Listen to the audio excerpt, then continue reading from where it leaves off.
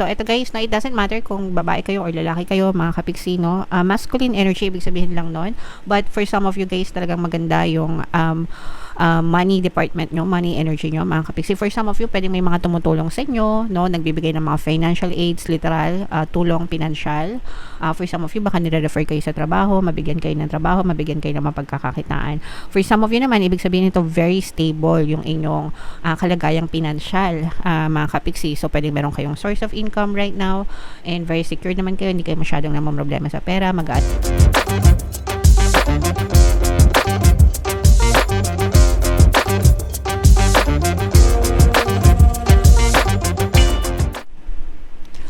Hello guys, hello Gemini, welcome back to Pinay Pixie Tarot. Ang pamagat ng episode natin for tonight is OOTM, Oracle of the Month, para ngayong April para sa Gemini, Sun, Moon, Rising Sign, and Venus. Excuse me guys.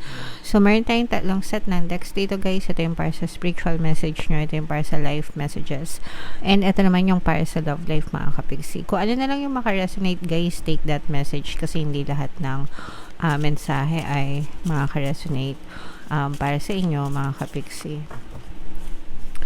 So, unahin natin itong spiritual message guys. Ito napaka-importante, mga kapiksi. Listen to your body, no? Pakinggan natin yung katawan natin. Unang-una, para sa kalusugan natin guys, no?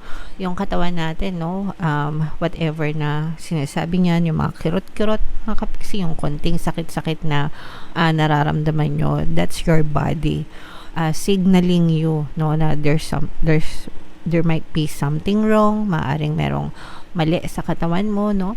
So, wag natin i-ignore yung mga signal na yan ng ating katawan. Unang-una, kailangan natin pangalagaan yung ating kalusugan, mga kapiksi, no?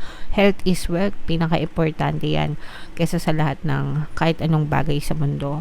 So, alagaan natin, wag natin pabayaan, mga kapiksi. And of course,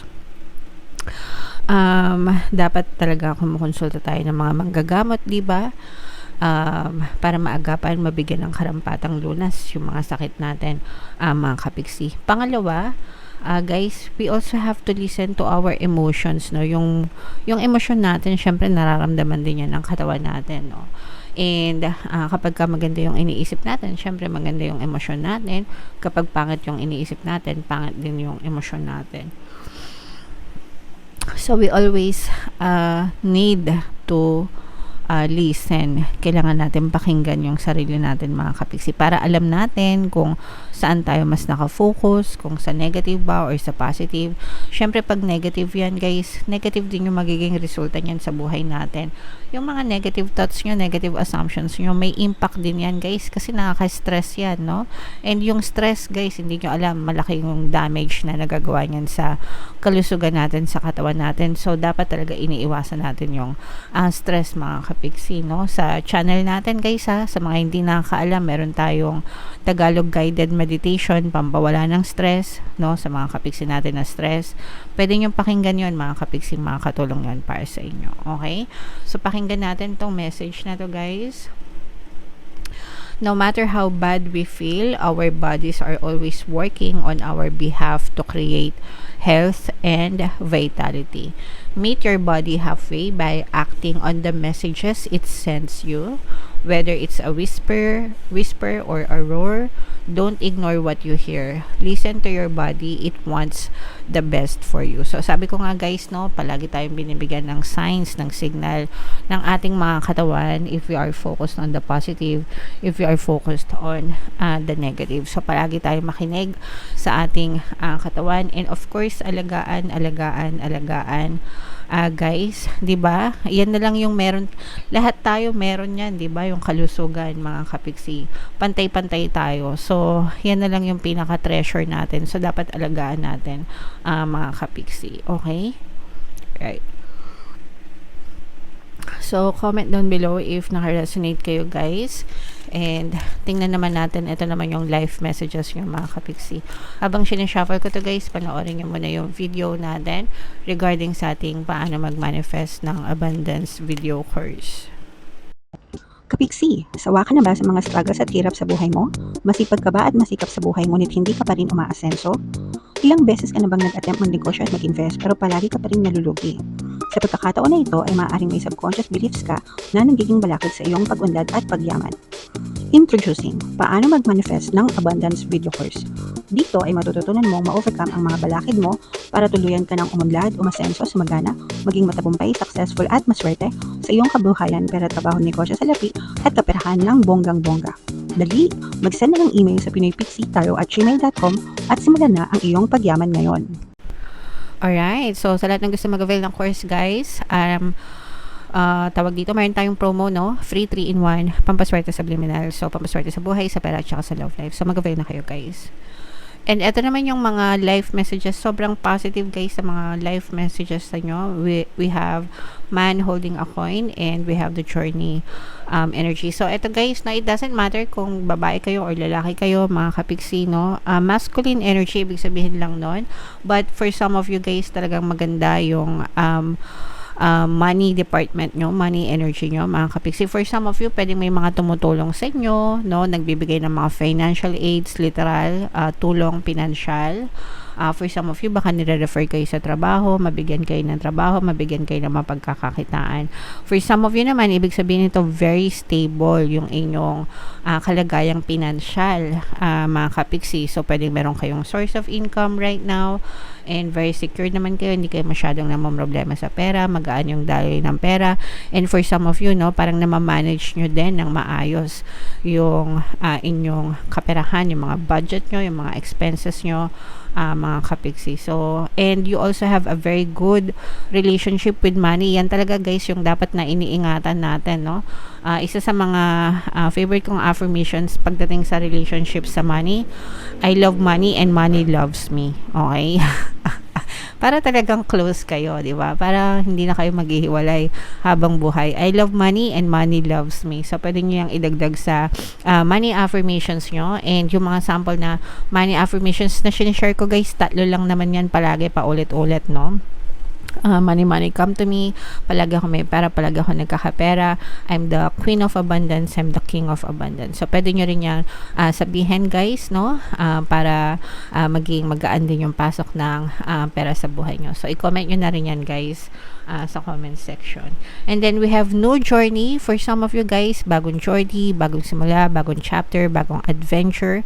So, maging excited kayo. Pwedeng natatapos na yung mga lumang chapter ng buhay nyo. And kailangan talaga every day, guys, no? Every day is a new journey, bagong chance, bagong pagkakataon na binibigay sa inyo ng universe to live the life that you want. So, make sure, guys, na on a daily basis is nakafocus lang talaga kayo dun sa mga bagay na gusto nyo, dun sa mga bagay na desire nyo, sa mga bagay na nagpapasaya sa puso nyo, mga kapiksi. Para dun lang kayo paulit-ulit na nag-i-spiral, yun lang yung palagi na pupush out sa inyong physical reality, mga kapiksi. Okay?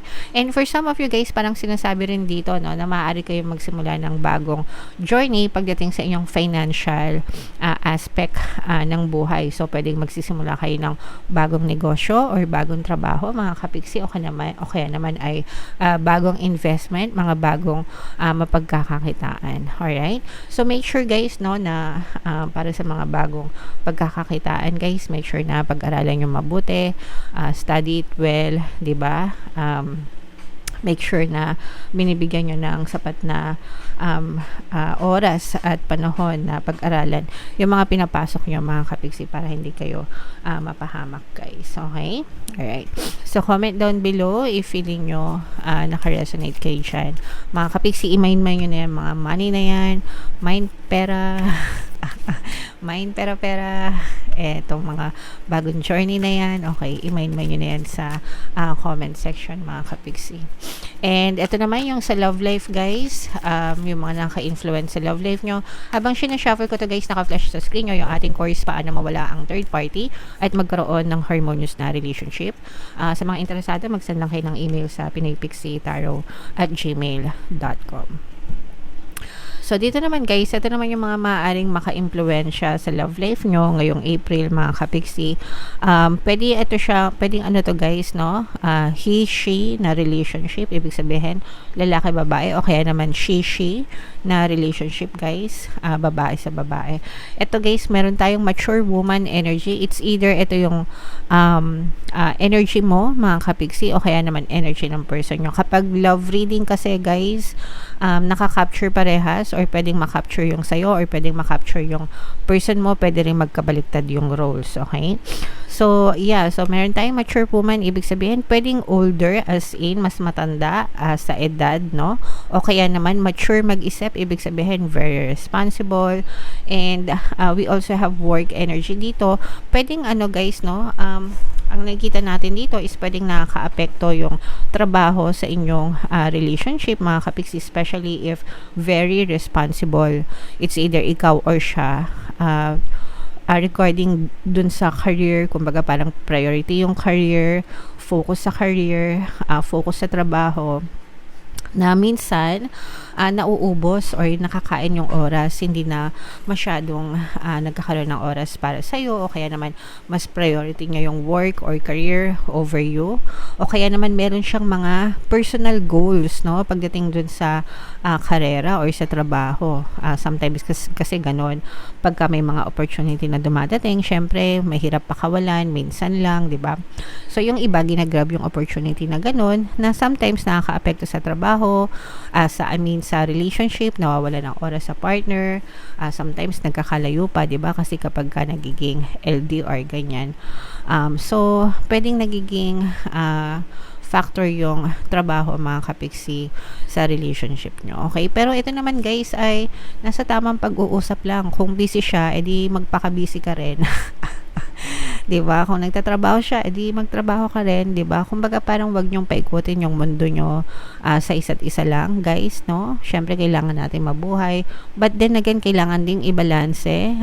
Kumbaga parang iset nyo rin yung expectation nyo na okay, sige, bigyan kita ng time for work mo, pero pag weekends, 'di ba? Or pagka rest day ka, kahit pa paano bigyan mo naman ako ng oras, 'di ba? Yung parang work-life balance din, para kasi syempre may mga emotional needs din tayo sa buhay natin. So, kailangan din natin yon, Gemini. Alright?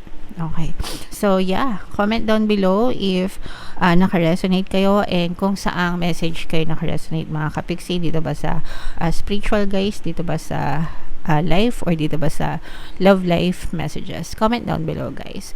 And for more tarot readings, ito yung playlist nyo. Ito naman yung ating success stories ng paano mag-manifest ng abundance video course. Click here to subscribe guys. Ito yung ating mga pampaswerte subliminals. Thank you for liking, sharing, and subscribing. See you next time. I love you all. Have a nice day. Bye bye.